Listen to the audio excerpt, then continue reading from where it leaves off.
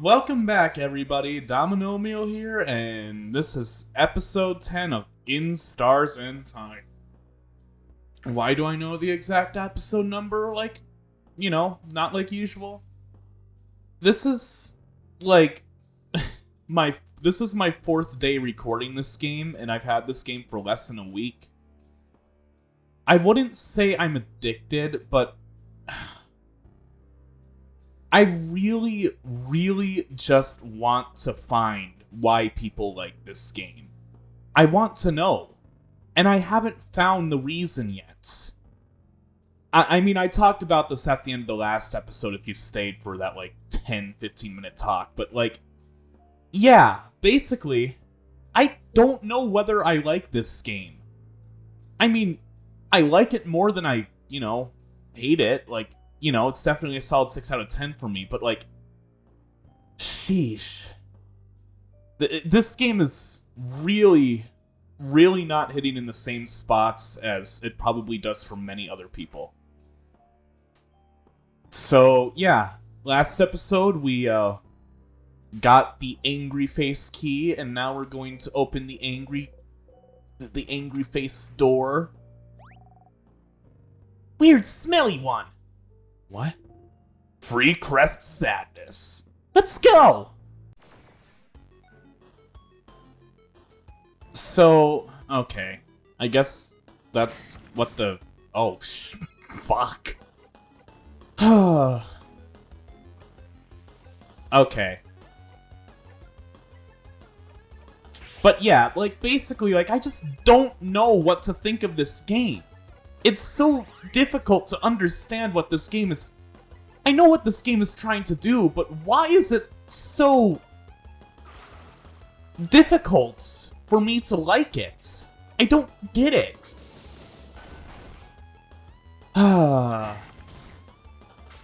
I'm really, really trying to like this game, guys.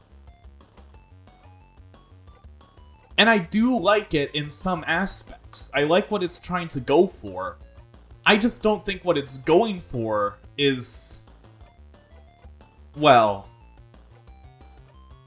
I don't think how it's executing what it's going for is the best.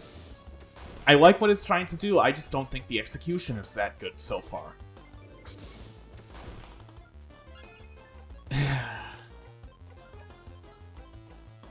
Just fucking punch it.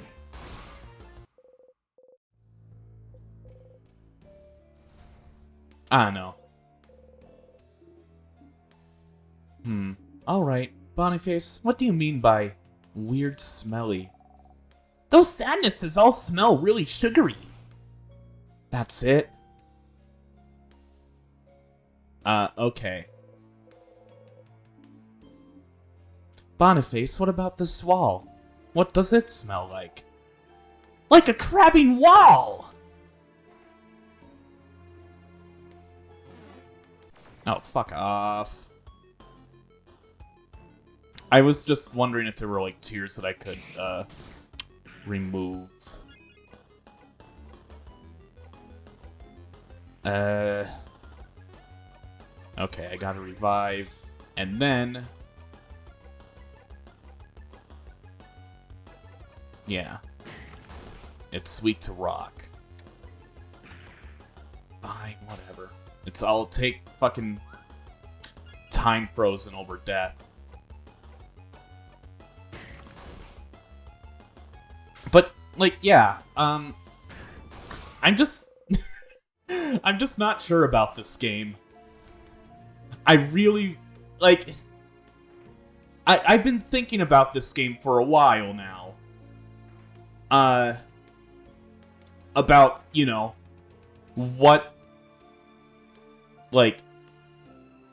what it's trying to go for, why I don't like it as much as other people. And I think that may just...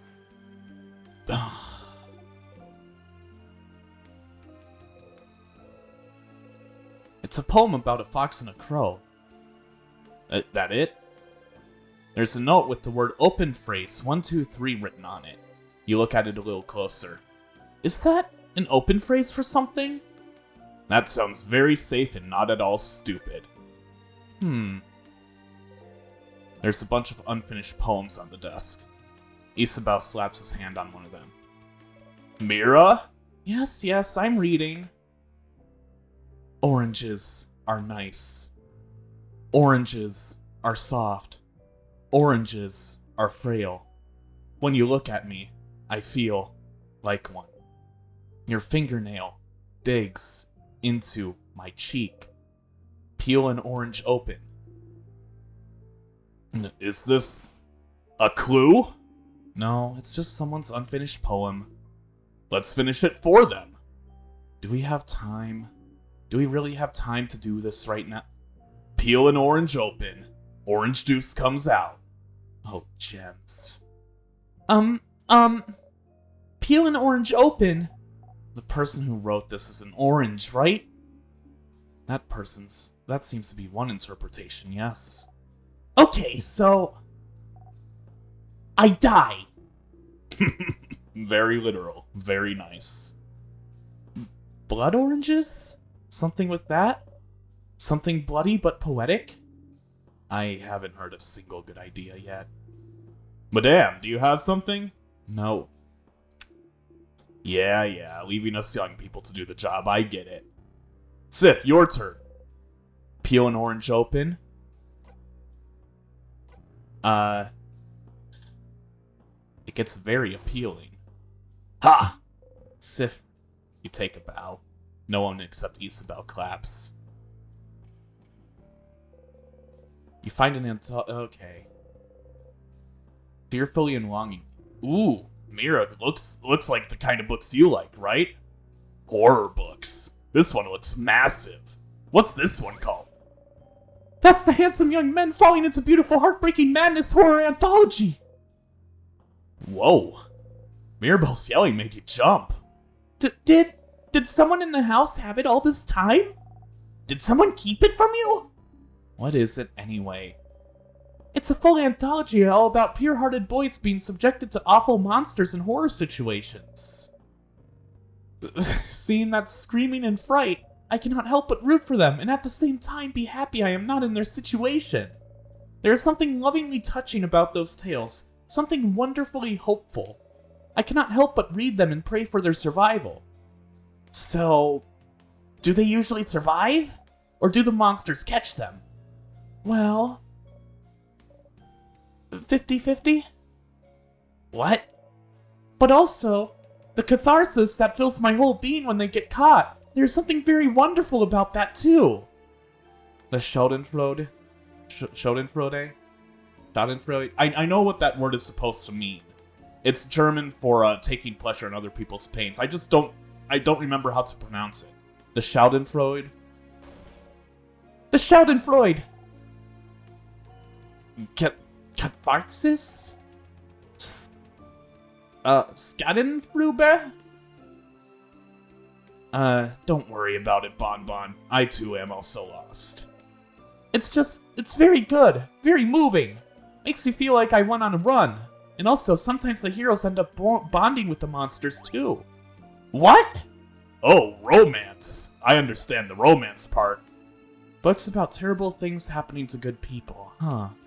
When we finally get our book club going, I would love to know if you have more books like this one. Boy, do I! You laugh quietly. You hope they get to have their book club soon.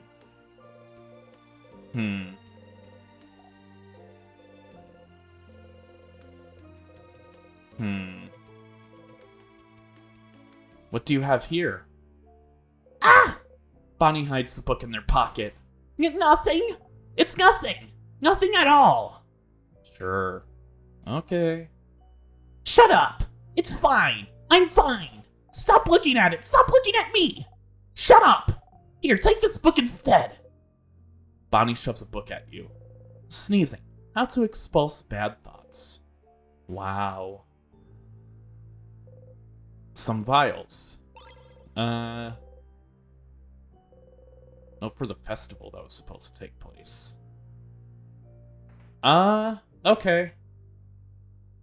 Well, time to loop. The open phrase might be for the second floor. So let's just... yeah. You dreamt you were eating a samosa as big as your head. You're hungry. Okay, you know what? That actually reminds me of what I was trying to get at with, what I didn't really like about this game. So, one thing about this game that I guess is either hit or miss is that the characters already have a chemistry. All the characters already have a chemistry. And, I mean, that's fine. That's perfectly fine. I just... like, I like their chemistry, it's just... I haven't seen that chemistry develop, so I don't really have any personal investment in the characters besides them just being cool people. And, like, even then, like, that's not really enough for me. Like...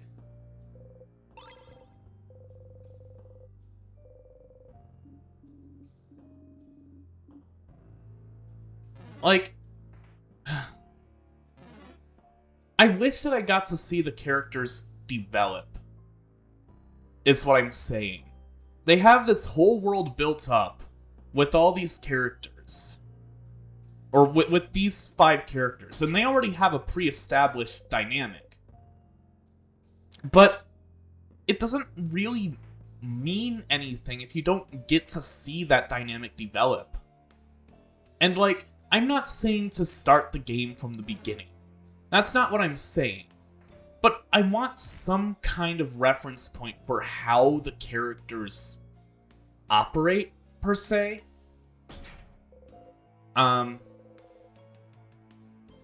Like, or I kind of want some kind of reference for how they normally act, or like how they were before.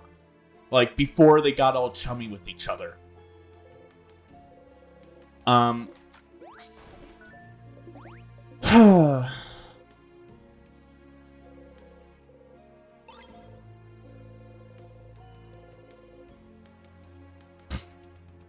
Like,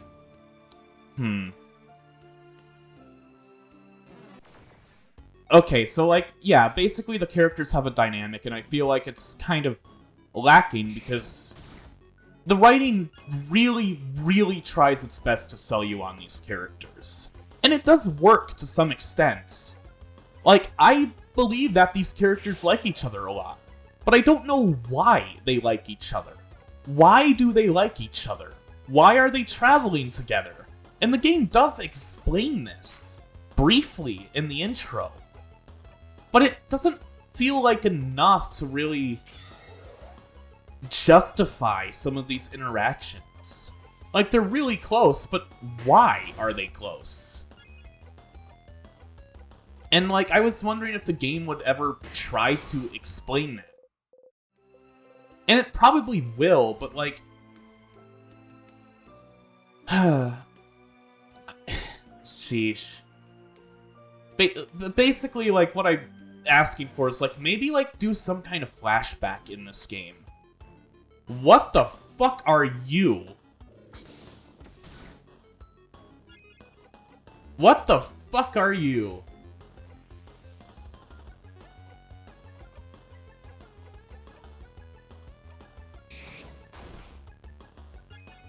Okay, are you like some kind of rare enemy?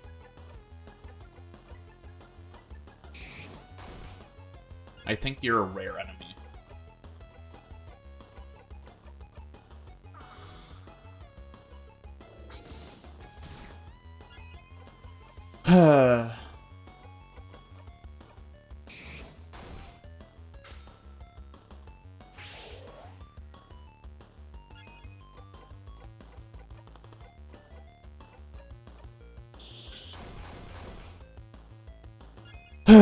Okay, but like, yeah, basically I kind of...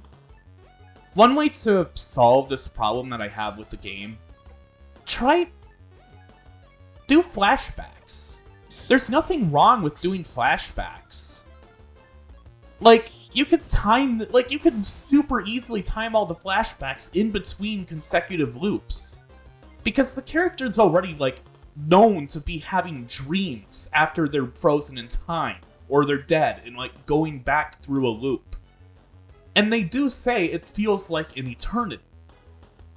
Why not just show flashbacks of, like, these characters interacting with each other before they've gotten so familiar with each other during those instances of the loops? Because not only will it flesh out the characters and show, like, us what, like, the characters are supposed to be to each other, but it'll, like, also break between the monotony of going through loops, going through this dungeon that looks exactly the same no matter where you fucking go. Like, I think that would be pretty cool. And, okay, maybe this game is trying to go for something that's, more monotonous in nature, like it's trying to drive me crazy. But if it's trying to drive me crazy, it's doing a really fucking bad job at it. With the reviews that I read on Steam, like, everyone was going on rants about, like, oh my god, this game has, you do so many loops, so many goddamn loops. Looping and looping and looping and looping and looping. And here I am, episode 10, and I've only done, like, what, 6, 7 loops? Most of them mandatory? I don't think I'm anywhere near the end of the game yet, but, like, is the game actually going to make the looping mechanic relevant besides just trial and erroring through some puzzles? Quote-unquote puzzles. That's kind of what I'm curious about, because if the game is trying to make me go crazy with the loops, that is one viable strategy to make the player empathize with the character. And, like, you know, experience a game for what it is. If you make the player feel the same kind of emotions and stuff, like, that's going through the protagonist at the time, like, of their doing their act. Like, think Shadow of the Colossus for a moment. I actually haven't played that game, but I know enough about it to make assessments on it. But, like, that game has you killing Colossi. And then, spoiler alert for, like, a 20-year-old game, at the end, your character gets corrupt after killing all 13 Colossi, and becomes a Colossus themselves. As you go through the game, you start to think that maybe killing the Colossi aren't a good idea. Because some of the Colossi don't even fight back. Not only that, but, like, the music really sells you on some of the more emotional, poignant moments of that game. And, like, the journey is just, it's monotonous, it's repetitive, and it's also just kind of annoying and difficult. It's not meant to be a fun game. Sure, you can get some thrills by killing the Colossi, but the game isn't supposed to be fun.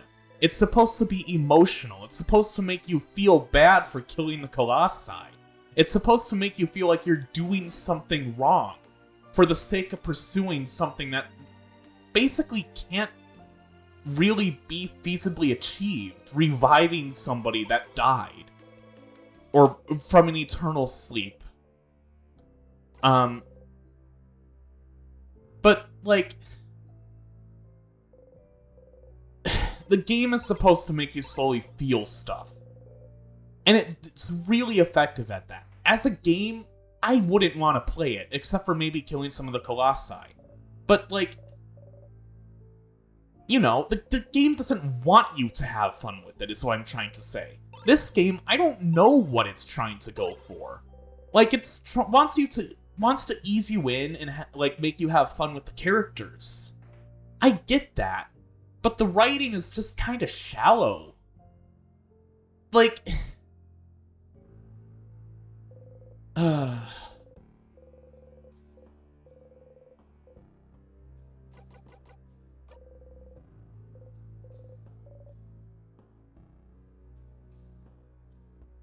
don't know. Like, so the characters kind of feel shallow with how they're written, which I know when I first started playing this game, I said the dialogue was good, and it is. But just because it's good dialogue doesn't mean that it's deep. Like, the characters do have realistic conversations, but the conversations don't go anywhere.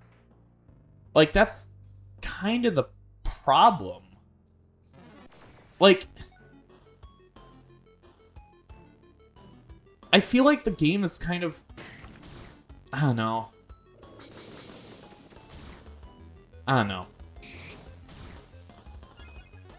Like, Mira, for example. Her personality, she has one.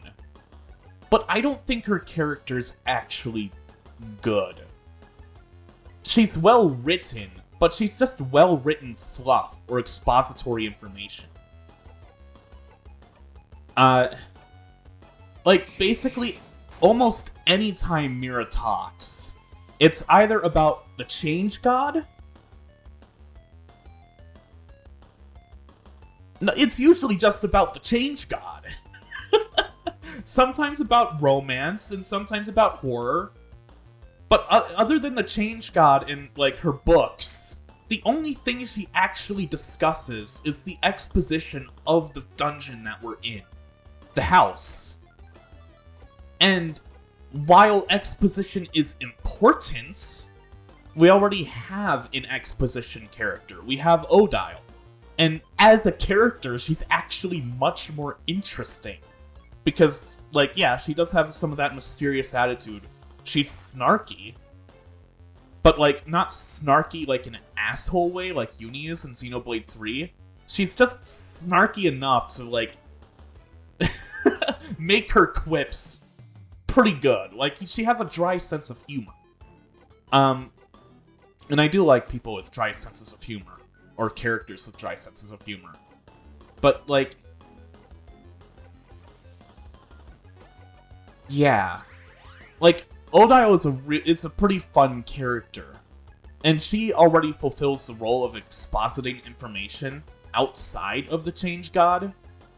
I don't know why they couldn't have just had her exposit information on the Change God more. Because that's Mira's job right now. And the way Mira does it, as a believer in the Change God, it just sounds like she's like some kind of religious fanatic. And she is to some, like, degree. I mean, I'm not gonna say she's like a priestess, but like she kind of fulfills that generic role in an RPG, being like the very religious fanatic. And always talking about her religion. And it's fine to have characters talk about their religion and their beliefs in games. I'm not saying not to do that, but it feels like every other time Mira says a word, it's about the Change God. And that just gets old after a while. Very old.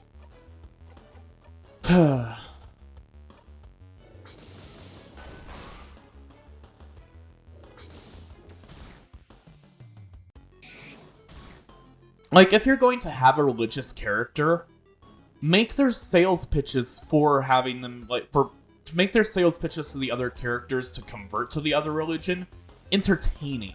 Try to make it fun to read. It's not fun to read Mira trying to sell everybody on the Change God for the 10 millionth time. It's just annoying.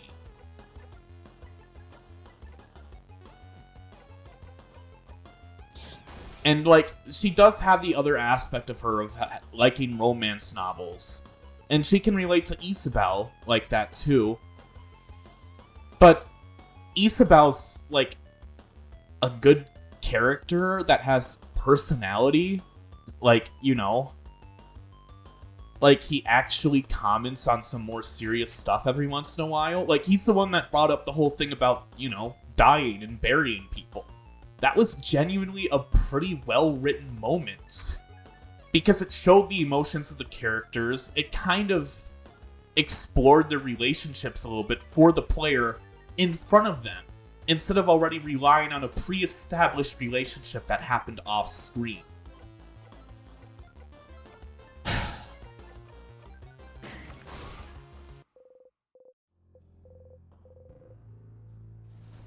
That was literally the best character moment in this entire game. Exploring, you know, the relationship and what the others will do if the other party members die. That's a deep, serious topic, and it explores relationships. I want more of that in this game. And I get it, I'm only 7 hours into this game. But it's a 20-hour game. I'm already a third of the way through the game if we're going by how long to beat.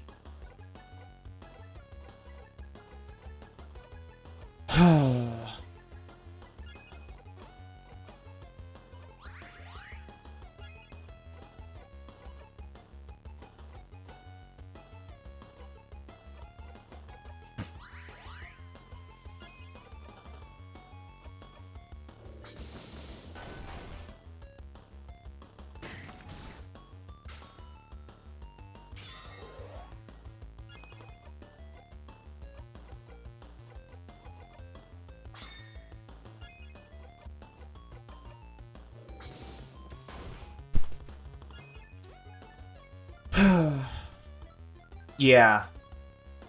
So, I do like the characters in this game, save for maybe Mira. I think she's just a boring character. Because Mira serves as expository dumping of her religion. And even if it is a fake religion, and it doesn't fucking matter, really, it's just not fun reading her dialogue when she's expositing. She only has like 2 emotions, or 3. Being scared, being excited about her religion, or being anxious.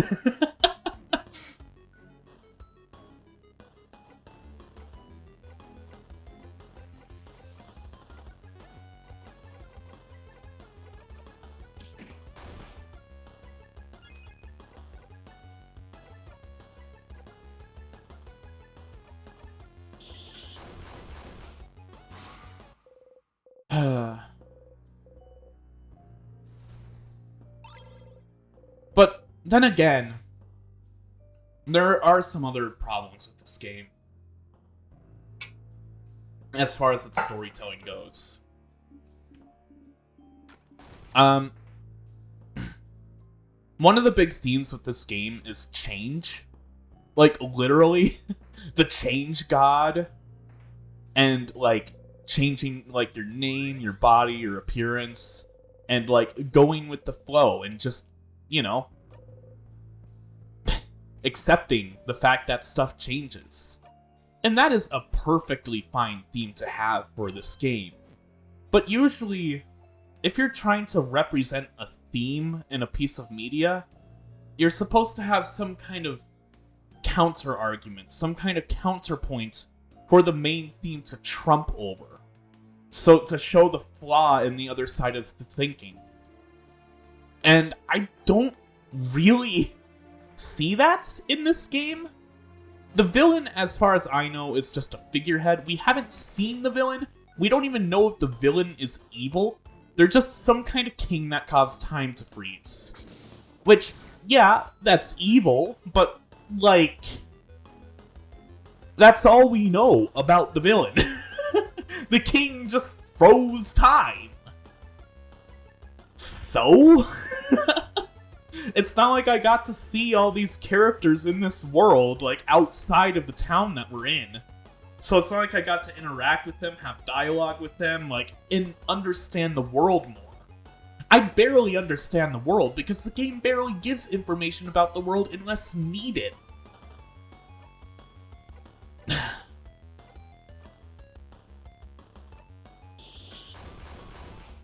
Like, yeah, Mira's the exposition dump character, same with Odile. But, like, they do dump plenty of exposition, but only exposition about the things that are relevant to what's in front of them.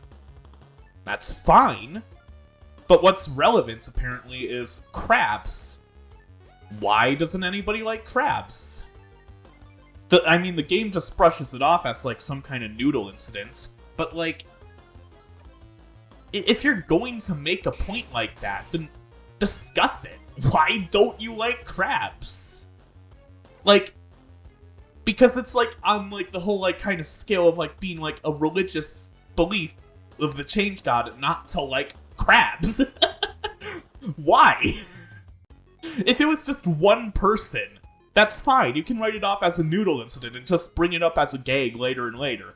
But, like, why does a whole entire population of people not like crabs? Like, I know it's the stupidest thing and it's supposed to be joke dialogue, but the game just wrote it off, and instead of taking the opportunity to explore why they don't like crabs, like, even if it is just a joke, if you give me a joke answer instead of just nothing, I'm more willing to accept it. Because, you know, the whole entire population not liking crabs, believe it or not, that's relevant to the lore, even if it is played off as a joke. It's relevant to the world.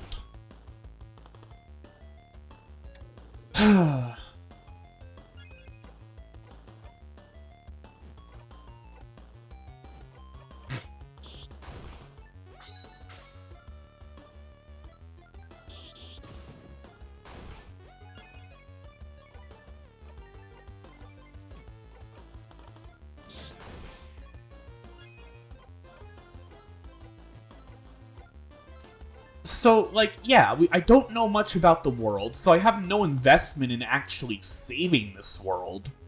And I don't really think the game wants to make the player invested in saving the world, per se. They want to make the player invested in saving the characters.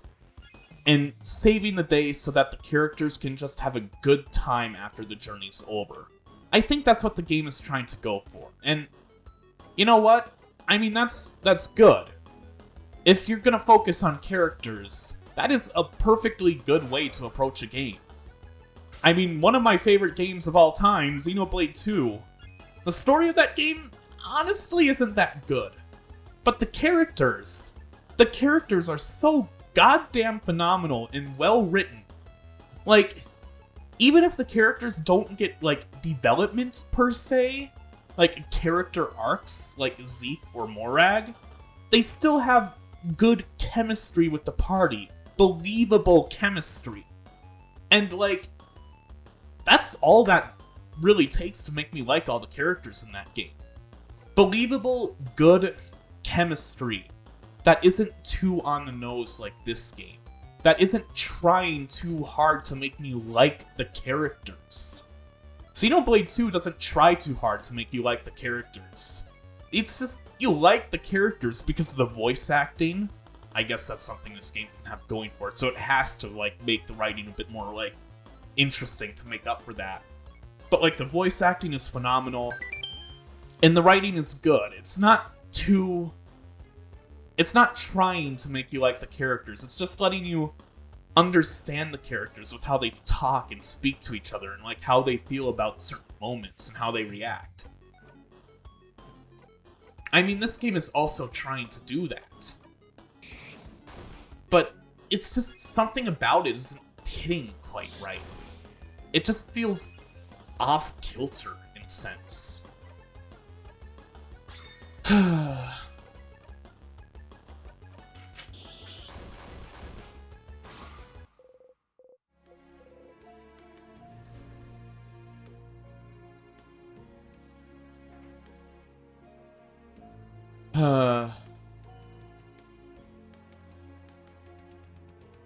Do I go down? Yeah.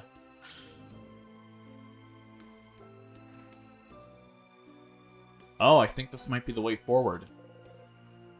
Someone frozen in time. Oh! Mira? That's one of my friends!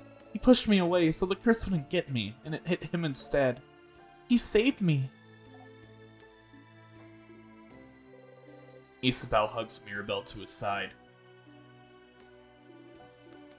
Let's keep going, yeah? Like, that's exactly what I mean. Mirabelle just... Okay. I guess to give Mirabelle some leeway in her writing. She is exploring the place that she once lived in, and it's completely frozen in time with all the people that she loved. But every time Every time we see a person frozen in time, or we see some kind of document, or some kind of paper, or some kind of room, she has to reminisce on the past. Yes, I'm sure it is very difficult for her. We don't have the key for this one yet, do we? There's a piece of paper stuck to the door. We closed as many doors as we could, but if somehow you need the key to this one, I hid the key in room 403 in Little Mark's notebook. Room 403? Rooms have numbers now? The classrooms do. We've only seen a couple, but the house has way more. Room 403, though. I'm pretty sure we've at least passed it. It's where... Ah! Ah? It's currently on the second floor. The second floor? But we can't go to previous floors, can we? The big doors close behind us, don't they? Well, that's not good. But you're here. The classroom on the second floor, though. That's such a long way back. Better get going.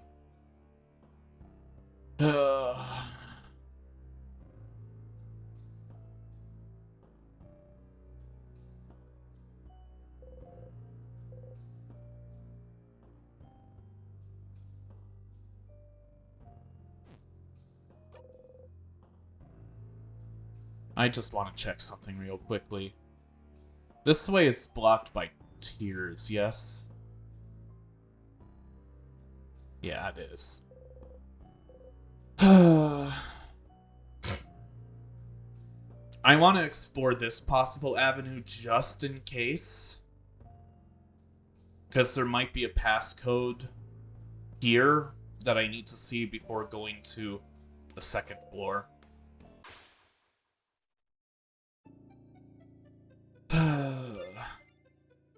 Now would be a perfect time to see a flashback of the characters interacting before seeing them in this state.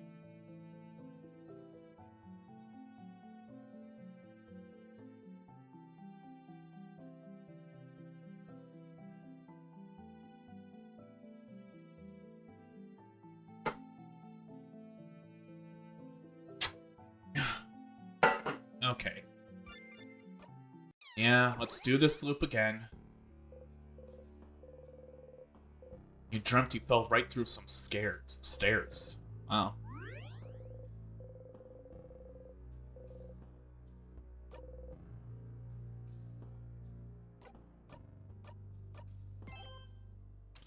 But yeah, to get back on topic with the king, with what I was talking about with the king,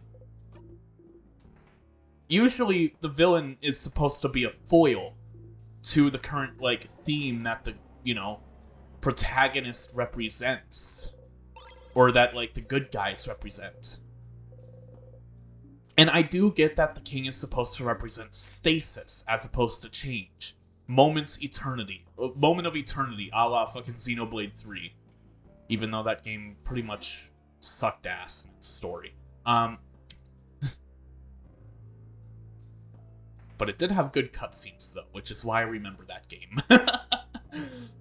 No, but, the king is supposed to represent stasis. And this team is supposed to represent change. But, like, now, since I don't have any investment in the world, really, because I don't know anything about the world besides what the characters exposit to us, and what they exposit is very, very miscellaneous, useless information half the time.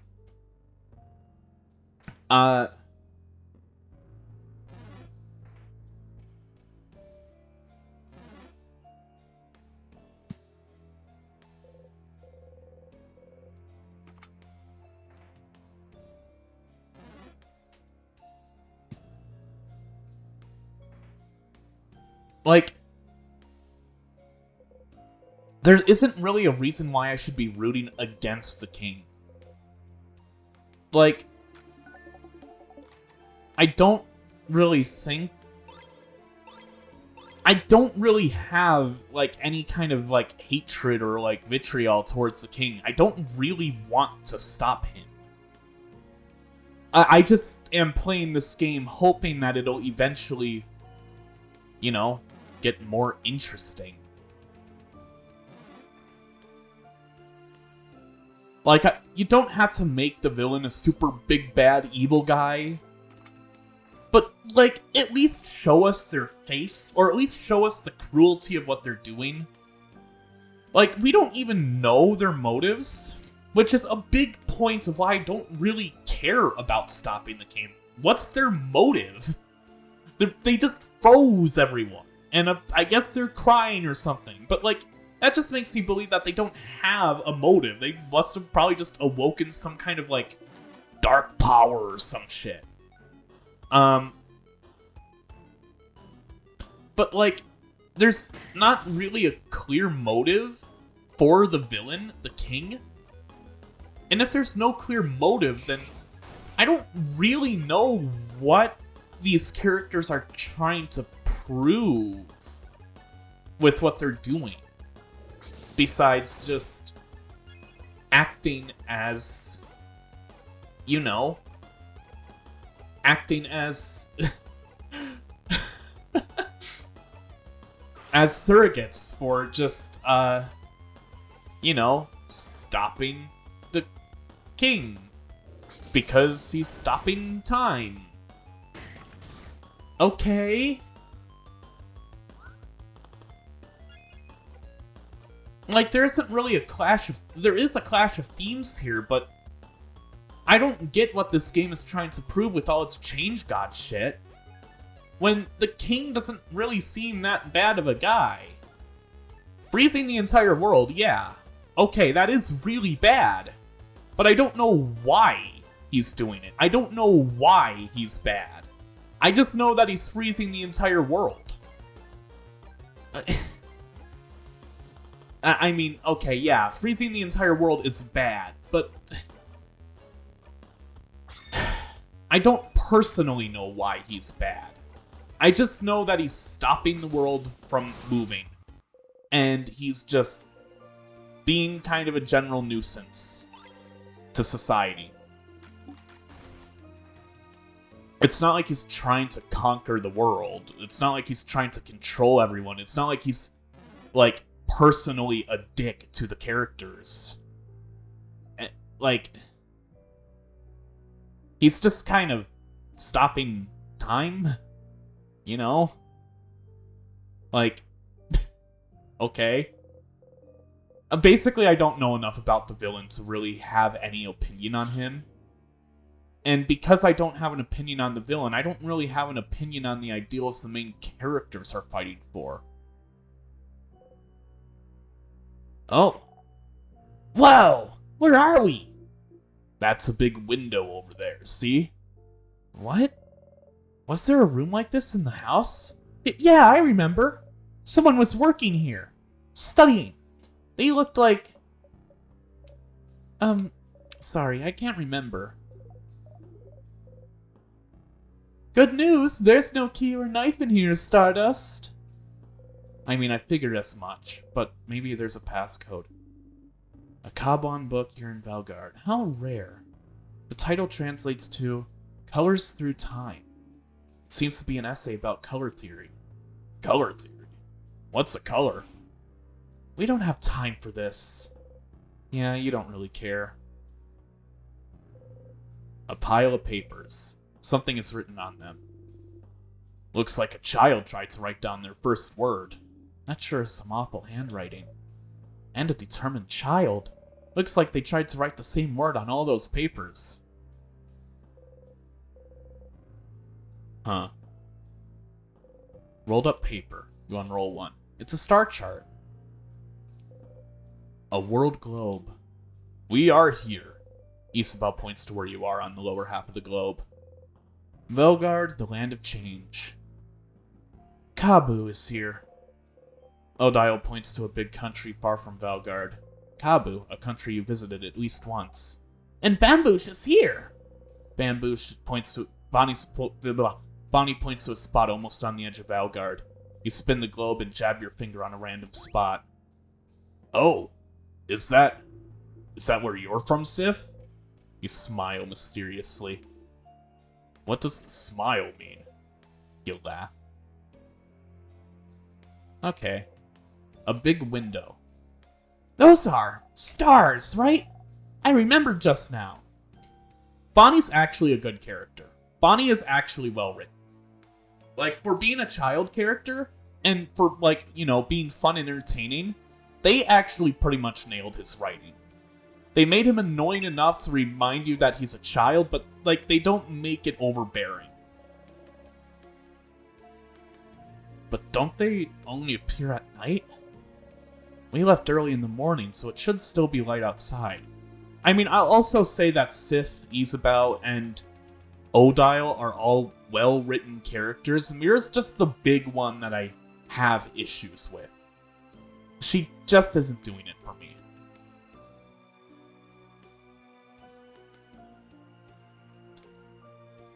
I mean, yeah, so, like, honestly, the complaints I have about this game, they're not minor. They're definitely some more prominent issues that are hindering me from enjoying this game as much as I want to, but I still do enjoy this game for what it's doing. It was dark around the house yesterday too, right? A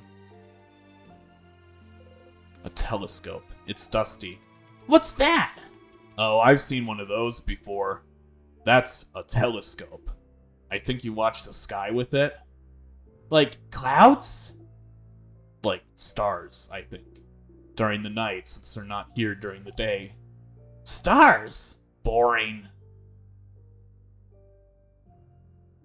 Maybe instead of having Mira exposit all the dialogue, maybe they could have made Sif a bit of a smarter character.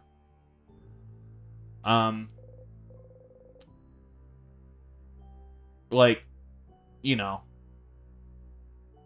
Like, instead of having Mira do all the expositing, like, have Sif remember, like, how some of these things work in culture.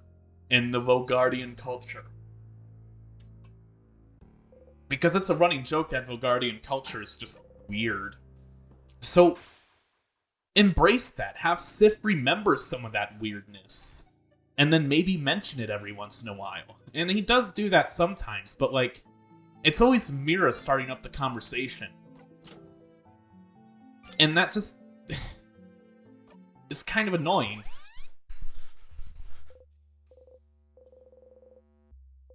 Okay. Sorry, I bumped the mic.